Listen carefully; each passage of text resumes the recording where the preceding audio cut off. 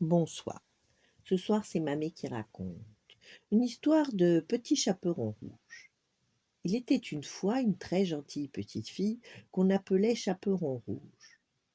Comme sa pauvre grand-mère était malade, elle décida d'aller lui porter des galettes et un petit pot de beurre. Le petit chaperon rouge avait un grand cœur. En chemin, la fillette rencontra un loup qui lui demanda où elle allait. Je vais chez ma mère grand lui porter quelques mets. Oh, je vois. Et où habite-t-elle, ta grand-mère? De l'autre côté du pont, près de la clairière, répondit le petit chaperon rouge. J'irai bien la visiter aussi, dit le loup. Faisons la course, veux-tu? Et la bête disparut en un bond.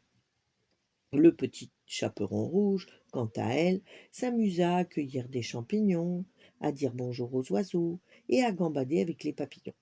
Évidemment, le loup arriva le premier. Il cogna à la porte.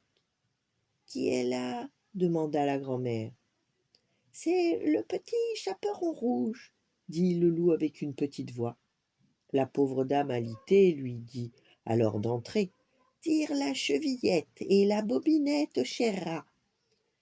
Le loup ouvrit la porte, sauta sur la vieille grand-mère et l'enferma dans une armoire. Il se glissa alors dans le lit, juste à temps pour entendre toquer. Toc, toc, toc. Qui est là?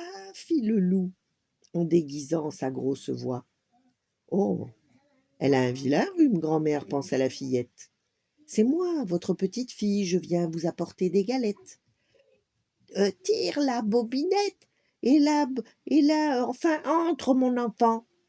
La fillette s'approcha du lit de sa mamie et lui dit mais mère grand, comme vous avez de grandes oreilles.